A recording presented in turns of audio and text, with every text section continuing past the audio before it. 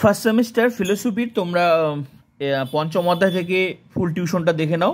প্রথম অধ্যায়, দ্বিতীয় অধ্যায়, তৃতীয় অধ্যায়, চতুর্থ ফুল টিউশন কমপ্লিট হয়ে গেছে। তোমরা প্রোফাইলটা ভিজিট করে দেখে নেবে। আজকে হচ্ছে পঞ্চম অধ্যায়, তো তোমাদের পরীক্ষা চলে এসেছে, তোমরা দেখে নাও পঞ্চম অধ্যায়ে কী কী এমসিকিউ পড়তে হবে।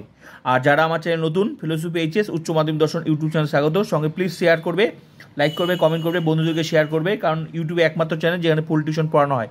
যেমন একাদশ শ্রেণী ঠিক তেমনি দ্বাদশ শ্রেণী উচ্চ মাধ্যমিক দর্শন ফুল টিউশন। তো প্লিজ শেয়ার করবে, সবাইকে শেয়ার করে ক্লাস করার সুযোগ করে দেবে। পঞ্চম অধ্যায় দেখে নাও, টিউশন ফুল টিউশন দেখে নাও। আগেরগুলো তোমরা প্রোফাইলটা ভিজিট করে পেয়ে যাবে অধ্যায় ধরে। তো প্রথম প্রশ্ন, ন্যায় দর্শনের পঞ্চম অধ্যায়ের চ্যাপ্টারটার নাম হচ্ছে ন্যায় মতে প্রত্যক্ষের লক্ষণ। ঠিক আছে, তো এখান থেকে কী এমসিকিউ পড়তে হবে তোমরা দেখে নাও। ন্যায় দর্শনের প্রতিষ্ঠাতাকে? উত্তর হচ্ছে মহর্ষি গৌতম। নেক্সট প্রশ্ন হচ্ছে ন্যায় দর্শনের মূল উৎস হলো ড্যাশ? উত্তর ন্যায় সূত্র। নেক্সট প্রশ্ন, ন্যায় দর্শনে কটি ভাগ? উত্তর দুটি, প্রাচীন ন্যায়, নব্য ন্যায়।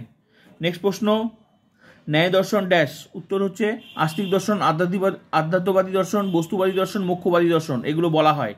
তো এটাও অপশন থাকতে পারে, এটাও থাকতে পারে, এটাও মোট কথা এগুলো জানতে হবে। ঠিক আছে। নেক্সট প্রশ্ন আমি এমনভাবে লিখেছি যাতে তোমার হচ্ছে এই চ্যাপ্টারটা তোমাদের যা আসবে সব এর মধ্যে থেকেই সব পেয়ে যাবে। ঠিক আছে, সেভাবে প্রশ্ন আমি সেট করেছি।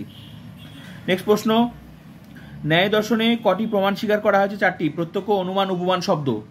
এগুলো জানলেই তোমার এই চ্যাপ্টারটা তোমার কমপ্লিট হয়ে যাবে, আর এগুলোর মধ্যে থেকে আসবে 100%। ন্যায় দর্শন, হ্যাঁ এটা তো বললাম। নেক্সট প্রশ্ন, প্রত্যক্ষ লক্ষণ কি? ইন্দ্রিয়ার্থ সন্নিকর্ষোৎপন্নং জ্ঞানম ব্যপদেশম অব্যভিচারী ব্যবসায়ত্মকং প্রত্যক্ষম। অর্থাৎ ইন্দ্রিয়ের সঙ্গে অর্থের সন্নিকর্ষের ফলে যে অব্যপদেশম অব্যভিচারী ব্যবসায়ত্মক জ্ঞানম উৎপন্ন হয় তাই প্রত্যক্ষ। এই সংজ্ঞাটা পেলেই এটা তো প্রত্যক্ষের লক্ষণ। ঠিক আছে। ন্যায় মতে ইন্দ্রিয় কটি? উত্তর 6টি, 5টি বহিন্দ্রিয়, একটি অন্তরিন্দ্রিয়। এই বহিন্দ্রিয় হচ্ছে পঞ্চ ইন্দ্রিয়, যেগুলো এখানে লিখে দিয়েছি, এমনভাবে লিখে দিয়েছি সব প্রশ্নগুলো বুঝে। পঞ্চ ইন্দ্রিয় মানে এই পঞ্চ ইন্দ্রিয়, বহিন্দ্রিয়, চক্ষু, কর্ণ, নাসিকা, জিহ্বা, ত্বক, যেগুলো আমাদের আছে, চোখ, কান, এগুলোর কথা বলেছে। অন্তরিন্দ্রিয় মানে মন। প্রত্যক্ষ কাকে বলে? সংজ্ঞাটা, লক্ষণ আর সংজ্ঞার ব্যাপারটা একই, লক্ষণটা এইভাবে, সংজ্ঞাটা এইভাবে। ঠিক আছে। তো বিষয়ের সঙ্গে ইন্দ্রিয়ের সন্নিকর্ষের ফলে যে জ্ঞান উৎপন্ন হয় তাকে প্রত্যক্ষ বলে।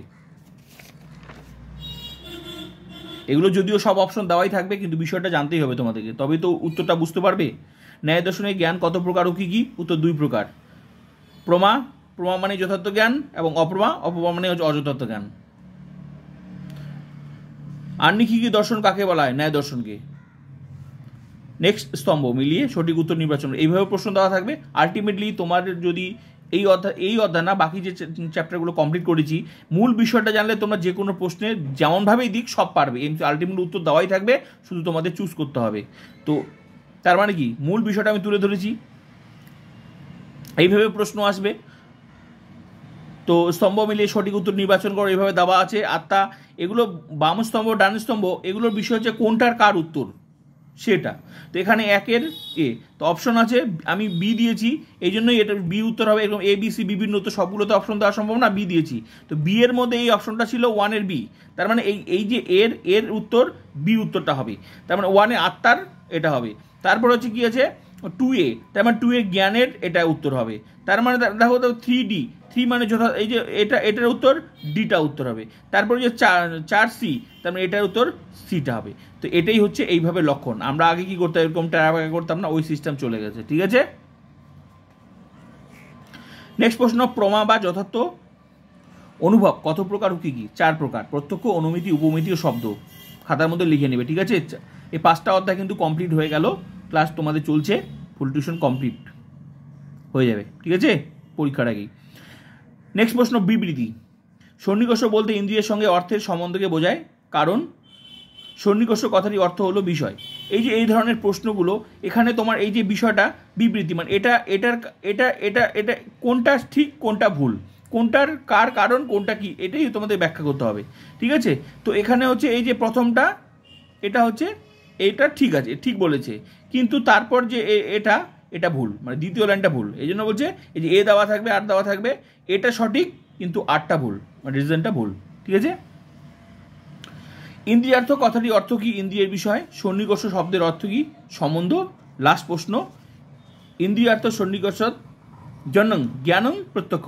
এই যে শব্দটা দেখছো, এই যে সংজ্ঞাটা, এই লক্ষণটা কে দিয়েছে, সংজ্ঞাটা কে দিয়েছে, অর্ণবপট্ট। তো ব্যাস এই অধ্যায় তোমাদের কমপ্লিট। এগুলো পড়লেই তোমাদের এই বিষয় সম্পর্কে, তোমাদের এই অধ্যায় সম্পর্কে যেটুকু দরকার ছিল আমি সব তুলে ধরেছি। তো এইভাবে 5টা অধ্যায় কিন্তু তোমরা বাকি অধ্যায়গুলো দেখে নেবে, এরপরে তোমাদের 6 অধ্যায় কিন্তু শুরু হয়ে যায়। ঠিক প্লিজ বন্ধুদেরকে শেয়ার করো, কারণ ইউটিউবে একমাত্র চ্যানেল যেখানে ফুল টিউশন ফ্রিতে পড়ানো হয়।